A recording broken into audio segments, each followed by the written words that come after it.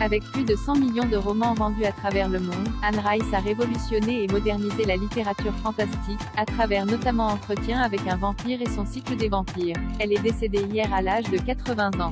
La mère des vampires a rejoint la romancière américaine Anne Rice, autrice des chroniques des vampires notamment adaptées à l'écran à travers Entretien avec un vampire, s'est éteinte ce samedi 11 décembre 2021 des suites d'un accident vasculaire cérébral.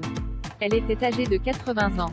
Saluant la mémoire de sa mère et son œuvre défiant les frontières des genres dans un message partagé sur la page officielle de l'écrivaine, Christopher Rice a annoncé la tenue en 2022 d'une célébration de sa vie à la Nouvelle-Orléans, ouverte au public, pour accueillir ses amis, lecteurs et fans qui lui ont apporté tant de joie et d'inspiration tout au long de sa vie. Née Howard Allen Frances O'Brien, prénom de son père qu'elle abandonnera d'elle-même vers ses 6 ans, Anne Rice se destine à être écrivaine, et parallèlement à ses études universitaires à San Francisco, livre tout d'abord des histoires érotiques. En 1972, la mort de sa fille d'une leucémie, à l'âge de 5 ans, la plonge dans l'écriture cathartique de son premier grand roman et son thème de prédilection, les vampires, avec Entretien avec un vampire, Interview with the Vampire, 1976, premier volet de ses chroniques des vampires. Immédiatement acquis par Hollywood, ce roman fondateur qui modernise l'image du suceur de sang et inspire la biblique, donne lieu à 12 autres ouvrages dont le dernier en date, Blood Communion, a été publié en 2018. Parallèlement, Anne Rice poursuit son exploration du fantastique et du spirituel et écrit notamment sur les sorcières, la saga des sorcières Mayfair, les loups-garous, les chroniques du don du loup, les momies, Ramsès le damné, ou la religion, Christ the Lord. Quand Anne Rice rejette Tom Cruise, puis s'excuse à l'écran, l'adaptation majeure de son œuvre reste Entretien avec un vampire par Neil Jordan en 1994, porté par Brad Pitt, Kirsten Dunst et Tom Cruise.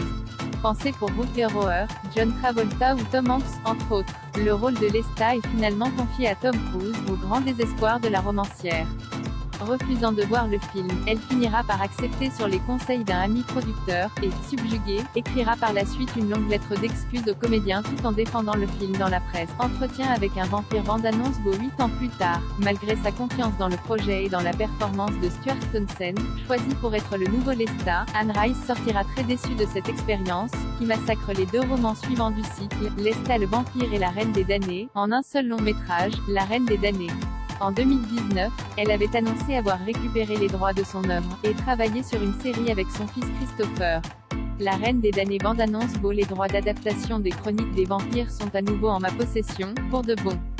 Je ne pourrais pas être plus enthousiaste à cette idée, une série télé de la meilleure qualité possible est à présent mon rêve pour Lestat, Louis, Armand, Marius et toute la tribu.